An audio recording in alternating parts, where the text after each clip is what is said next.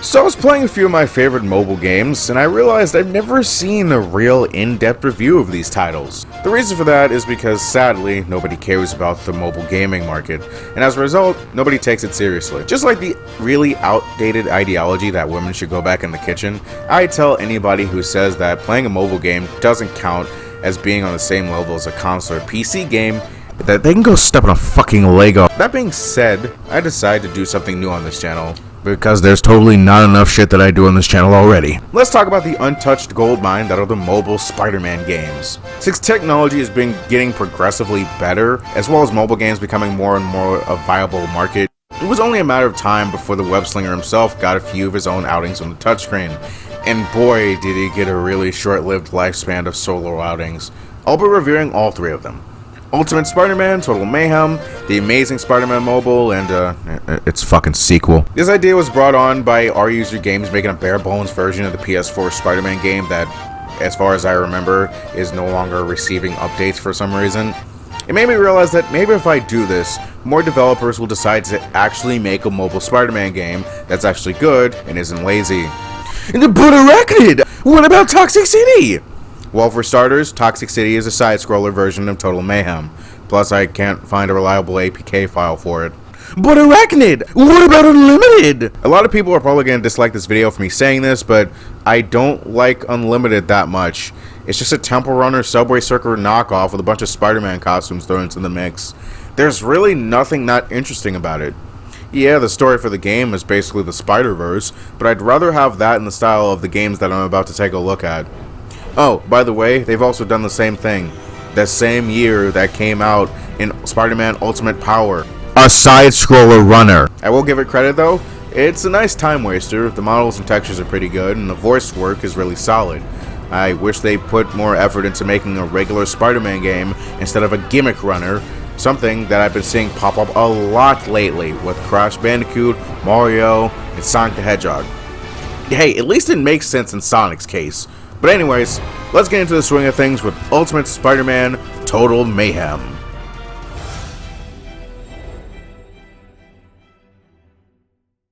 Total Mayhem was a 2010 action-adventure mobile game for the iOS and Android platforms. Sadly though, it's no longer available for purchase on either app stores, but I'll talk about that more later. It takes place somewhere in the Ultimate comic universe, no, not the cartoon, as implied by the style of Electro and Green Goblin being in their Ultimate designs, though the game itself doesn't really take place within the comic's continuity.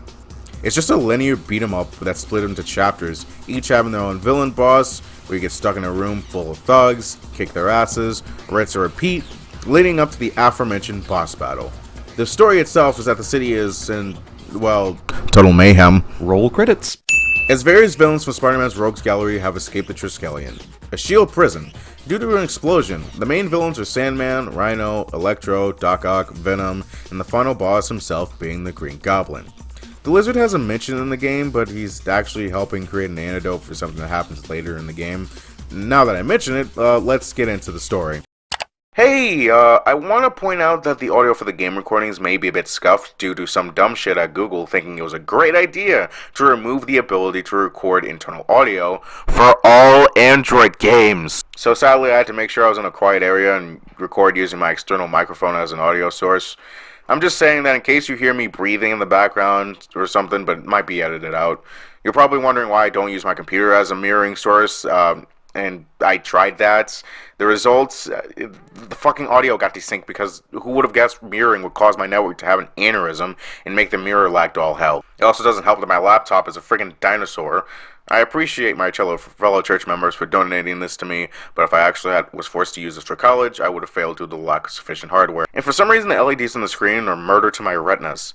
It also has to constantly stay plugged up or else we'll start having withdrawals like my girlfriend when she doesn't have her cigarettes every 3 hours. Even editing is a pain in my ass because something about the screen's lighting makes me physically recoil at the sight of it. But hey, if you want to help me get a higher end PC, links to donate are down below where you can donate. Here's a reminder, donating is very much optional since the content you consume is free. Therefore, you have no obligation to give me your hard-earned money. It's just something optional for you guys to do if you're feeling generous, since YouTube doesn't pay me diddly squat yet. The story starts off with Spidey swinging around, noting that an explosion is taking out the Triskelion. He stylishly takes out 3 thugs that are going to accost some poor women, and gets reminded about how New Yorkers are extremely ungrateful assholes. Freak! No, really, I've never heard that before. After taking care of a few roughhousers, Spidey nearly ends up in an obituaries thanks to a careless fire truck chauffeuring the Sandman. And he realizes this may be a long day for him. This begins your adventure. There really isn't much to say about the story, given that there are no D players. Given the fact that this is a one-off mobile title that honestly is reminiscent of the 2000 Spider-Man game of the good old days. Each area is split up into 12 chapters, and each chapter showcases different parts of the city, from the chaos of Midtown streets to the underbelly of the subway infested with symbiotes. Oh, right. The story gets so hectic that a plot of the city being taken over by symbiotes has been shoved in there. Wait a minute. Spider sense tingling. Now what? Spidey, whoever's behind all this, got symbiotes. Funny enough, these symbiotes aren't directly controlled by Venom. As a matter of fact, they're actually hurting the guy. But somehow he gets into his thick skull that it's Spider-Man's fault, and, well...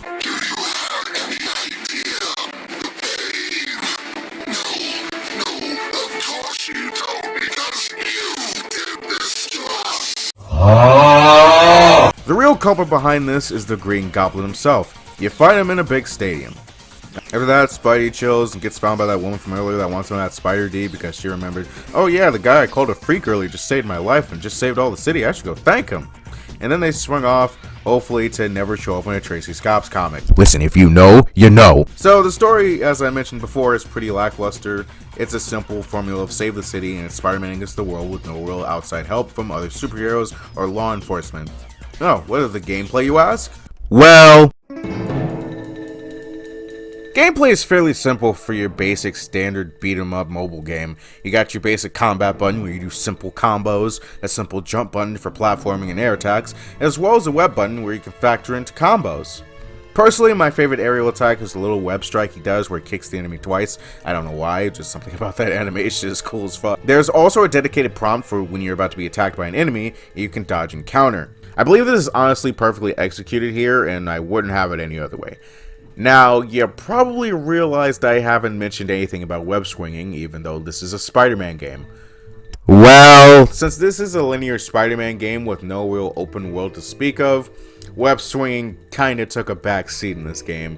You technically can web swing, but it's more like a double jump. You can't swing consecutively, which kinda reminds me of how they did the exact same thing in Friend or Foe, and by extension, Superhero Squad Online.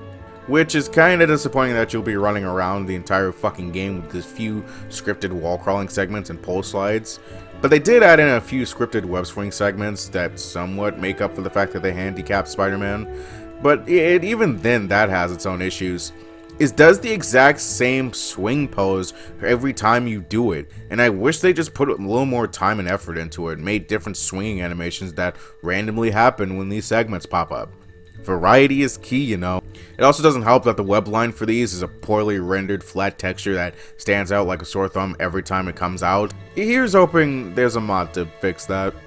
Oh, there's also QuickTime events in this game. Yeah, we all love QuickTime events in a Spider-Man game, don't we?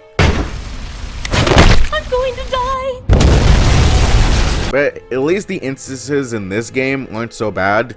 You could say the SpiderSense button counts as a QTE since it's not the game's original layout, but I'm gonna be a cynical asshole about it and say it doesn't count. Sometimes a cutscene will play and you get a quick time event to dodge something, and if you fail, the scene still plays out basically the same, but instead of dodging and doing something cool, you just eat shit. You also get QTEs on a few symbiote and goblin enemies that jump on your back like a jockey from Left 4 Dead 2, and since there's no teammate to shoot the bastard off you, you have to get them off yourself by mashing a special QTE button. I think the only boss battles that legitimately uses QTEs are the Venom boss battles, and that's only when he lunges at you to fillet you like a salmon. You also have a QTE where if you slip off a platform into the Spider-Man movie game abyss, you can actually save yourself. Swiping up will have Spider-Man shoot a web line straight into the high heavens, places him back into the starting platform. Missing will result in pulling a Montero, and Satan putting you back on the expense of taking some health. Thanks, Satan. It's 13, actually. Got it. And you also have a special attack if your web meter fills up all the way. You can unleash yourself like a Ninjago Spinjitzu warrior and clean house. I will point out that the biggest downside is that dodging also uses the web meter. So fuck you, I guess. Also, if you use the special attack, it completely drains your web meter and you can't do any web attacks or dodging until it fills up again. So fuck you in that regard as well. So gameplay wise, for a mobile beat 'em up title, it's actually pretty solid. They probably had to work around a few things with the technology of the time and had to find substitutes for things, and I think they did a pretty good job. The only complaints I have is with the action prompt.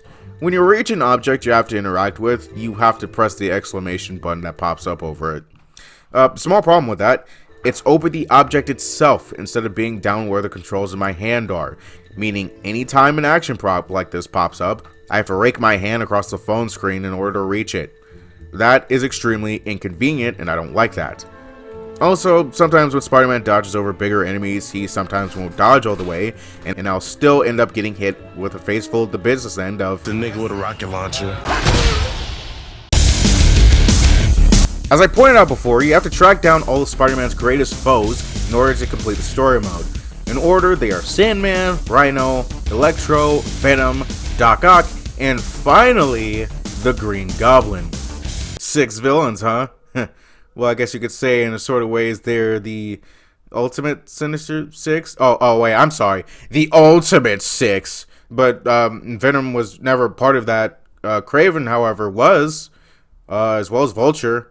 Wait. Didn't Norman kill Doc Ock in the comics? That must have been a really awkward reunion. Now that we've escaped the Triskelion, I've gathered you here today because we must trust the Spider-Man. Any suggestions? Why don't we just all do enough damage to draw out the web and then kill him? Rhino, you've had some pretty stupid ideas, but this one's a doozy. He's got a point for once. We could call it a lot of chaos and draw him out. But why are we here? We do not even hate the spider. We just want him to bury what he did to us. Apologies for my lateness. The shield guards are a nuisance to deal with. You!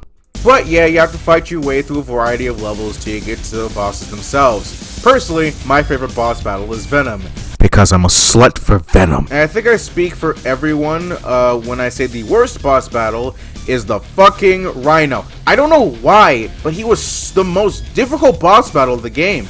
He's literally the second fucking boss battle, and it felt like I was playing the mobile equivalent of Dark Souls. What the fuck? His regular attacks can be telegraphed and countered, but it's his fucking charge that gives me the most aids. Now, the rule of thumb is that every Spider-Man game that uses Rhino as a boss battle, you gotta lead him into ramming his horn into the wall or something hard, either making him dazed or stuck, and you have to wail on him in the window of opportunity to get the maximum amount of damage out of him. But in this game, his charge attack is fucking asinine. Yeah, you get prompted to dodge, but he comes in so fast, you'd have better odds moving out of the way yourself. And even when it connects to a wall, it takes a second for the game to register the collision. So for a few seconds, you'll be standing like a bumbling moron, waiting for the stun animation to activate. Oh, did I forget to mention this boss has 3 phases? The first phase starts in the bank, the second phase takes you to the roof, and the third phase takes you back to the streets, in which each phase, he's given a consecutive charge. Which means, phase 1, he charges you only once until he hits a wall. The second time, he charges you once, and if you move out of the way and he hits something, he will quick turn and charge you again! Phase 3, I think you get the message by now! The consecutive charges always catch me off guard, because if you get hit with the first charge in the second and third phases, you will get hit with the second and third charge as well! Brilliant fucking design! The boss battle with Sandman was the easiest, and honestly, you don't even have to activate the water mains to beat him. Just keep beating his ass until he dies. Great. Now I have sand in my shorts. Electro, Doc Ock, and Goblins as well as Venom, you just have to wait until they finish their attacks, and then they just stand there catching their breath, leaving themselves open for you to kick their shit in. As for the basic jobber enemies that you face off against in the game, you start off with your common street thug, from your basic bitches that want to slug your head like it's a foul ball, to the assholes that like to throw explosive bottles. I refuse to call them Molotov cocktails because Molotovs don't fucking work like that! What the fuck? Moving on through the city, the enemies start getting a lot more freaky. What the heck are they running away from? Oh my god! Guess the security robots must have missed those whatever they are. These symbiote zombies can vary in the ways they can fuck you up. The male symbiotes can summon tendrils that can put you in a specific genre of hentai that will never understand why people like, and the female symbiotes can perform a scorpion on you. Get over here! There's also another symbiote that shoots goo balls at you. Yeah, fuck those guys. The heavy enemies this time around are these robots that are supposed to be cleaning up the symbiotes, but for some reason, they've got a hard-on for trying to kill Spider-Man above anything else. Like, seriously, they don't even fight any of the enemies. They just go straight for you. I guess they didn't have time to code them attacking the symbiotes. I don't know. Moving on, the last enemy type you have to deal with are the Goblins. And fighting these gives me a perspective of why the Goblin Slayer hates them so much. Wait, there's something here. Frick you, Goblin Slayer! I'm the boat rode on! How are you still alive? I killed you like... You and me can rule this Shut game, up. Goblin Slayer, or we can just fight to the death. I swear to the good Lord, I am going to murder you so hard. These fuckers are annoying and unpredictable. With their basic attacks, they can also randomly jump on your back like a fucking jockey and strangle you. And instead of having a buddy shoot it off your back, you have to do it yourself. They can also throw pumpkin bombs, and if you're not paying attention, you can land right on them in the middle of a dodge. And if you take down enough of their health, they will pull a massive final fuck you by pulling out a massive fucking pumpkin bomb and try to take you to hell with them. There are plenty of times I didn't know how to react to that shit, and I got hit with a... These bastards are the most annoying enemies I've ever had to deal with in this game. Environments also play a minor role in the game, whether it be the city streets that have abandoned cars that make me half expect zombies to show up at one point, to the symbiote infested downtown that makes the environment a literal hazard to traverse through. Let me put it into perspective by comparing the wall crawl segments of both environments. The burning buildings are the first levels, just on fire, but the fires are pretty easy to avoid. There are scripted objects to fall on you, but once again, those are easy to avoid. The crawl segments on the symbiote infested levels are literal fucking cancer. The hitboxes are so wonky, you can accidentally walk into a patch and get hit without realizing it. And let's not forget about the tendrils that randomly come out of the wall. They're always unavoidable because they don't have an indicator of when they're coming, unlike the floor tendrils that want my ass. Also, the hitboxes for those are wonky too. Sometimes they'll go back into the ground, but if you walk over them during a certain point of their despawn animation, you still take damage. Fucking why? The electricity plant is also a headache to go through because there are so many areas you can fall off by accident if you misjump by a millimeter. And it doesn't help the fact that the fucking platforms can electrocute you.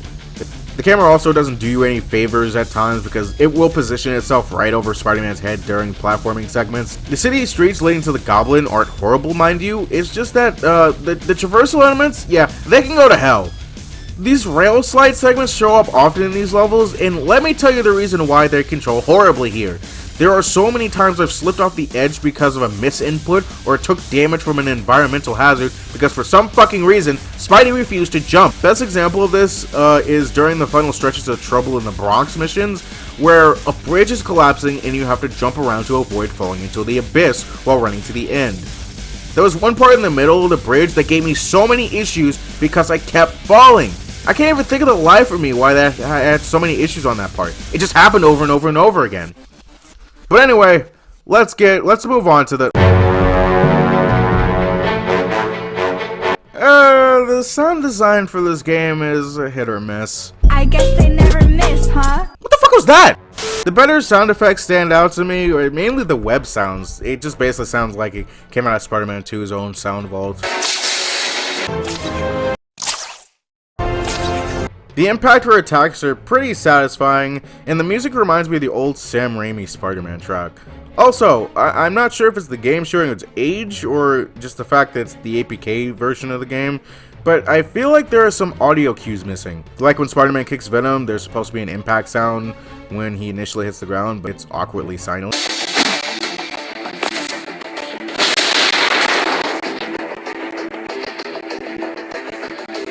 And the voice actor is pretty good too. Andrew Chaikin as the voice of Spider-Man does a pretty serviceable job playing the webhead, and funny enough, he's the only voice actor that's credited in the fucking game.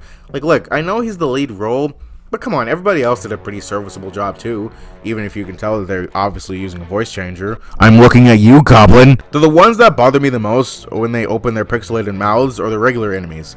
Most notably the street thugs. Most of their lines don't even sound like they're trying to goad a teenage superhero into fighting them. It just sounds more like they're trying to convince a prepubescent girl to get in the back of their van with the prospect of giving them free candy. Come play with us. Come play with me. Get over here, you little spider. Moving pretty quick there. Why don't you have a seat right over there? What the fuck is this? How to Catch a Predator Spider-Man edition? Could they not think of better voice lines for thugs to say? Here, I just thought of 3 better lines for the thugs right here. It's the spider! Get him! Eat lead, webhead! Circus in town? Sorry, I don't know how the last one got in there. Anyway, let's get to the... The game was released back in 2010, and I can't sugarcoat this. The game aged like the initial announcement for Half-Life Episode 3. What I'm trying to say is, this game's graphics are absolute dog shit. If you haven't been paying attention to the footage too closely, a few of the textures and the character models have been changed because base model textures are, You think this is funny? In a cosmic sort of way, yes. Well, Mr. Funny Man, is this how you get your sick kicks? What? It's just an ordinary crabby. Oh my goodness! It also doesn't help that the character models look like they're built in JoJo's Bizarre Adventure. Like, seriously, what the fuck is with Spider-Man's chest? Why is it so fucking big? I guess you could say it's pretty bizarre. So yeah, I've been using mods to mostly not want to stick forks in my eyes every time I play the game. It's also obvious that Spider-Man has been textured to look like the channel's mascot, SpiderTeam. Shout out to Cycle and the Project RE community for making this mod for me. He gave me the base for it and I basically fixed it up in Photoshop to look even better. Sadly, you can't model hair on the model itself. If I get 1,000 likes on this video, I'll release the SpiderTeam mod files. I'll link off to an expanded mod pack for this game made by the Spider Asperger. That includes the APK file for the game since, you know, as I mentioned before, you can't get this game in the App Store anymore. What can I say? Piracy rules. After you beat the game on any difficulty, you unlock the black suit. The black suit? What am I doing in the black suit? I hate this thing. And believe it or not, the black suit has a slightly different moveset, and a special ability that lets you stomp the yard, while regular red and blue turns you to a living Beyblade. Please tell me somebody gets the Stomp the Yard reference. You produce tendrils after a regular combo, and can even turn the tides on the symbiotes by sending them to their own personal hentai hell. You can even unleash spikes on them! You can also max out your spider power and become even stronger using these red orbs that you collect. You can also unlock these neat little comic covers by finding these little books with Spider-Man's face on them. My favorite is the Zombie Spider-Man variant cover, that I have no fucking clue how it got past the developers, and I'm pretty sure it scared a few kids upon discovering it. You also have Boss Rush, where you can fight the villains again to try to get the best time for it, as well as being able to go back and play any levels you choose. I think this is really cool, and it adds to the replayability of this game. But enough of that. Let's get to my...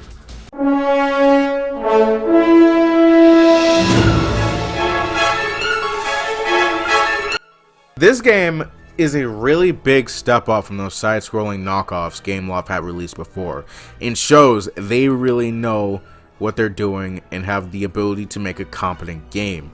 Though it really does show its age when you look how everything's modeled, but if you can get past that, with the help of a couple of skin mods, you can really dive in and have a blast. This game definitely earns a Neversoft out of 10, and that's because it reminds me more of the old Spider-Man 2000 game we got on the Dreamcast and PC.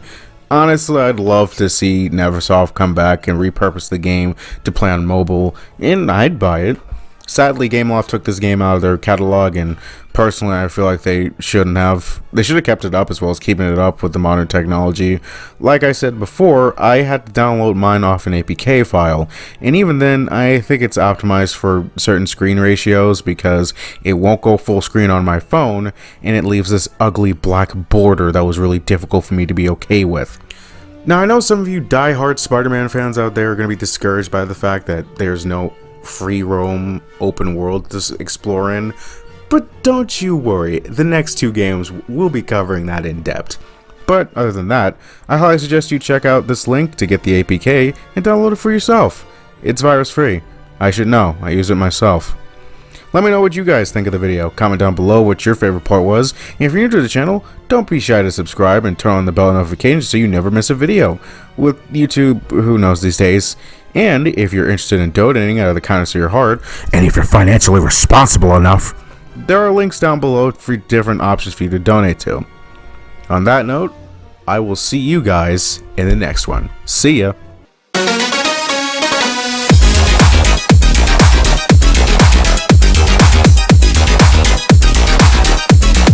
Make believe.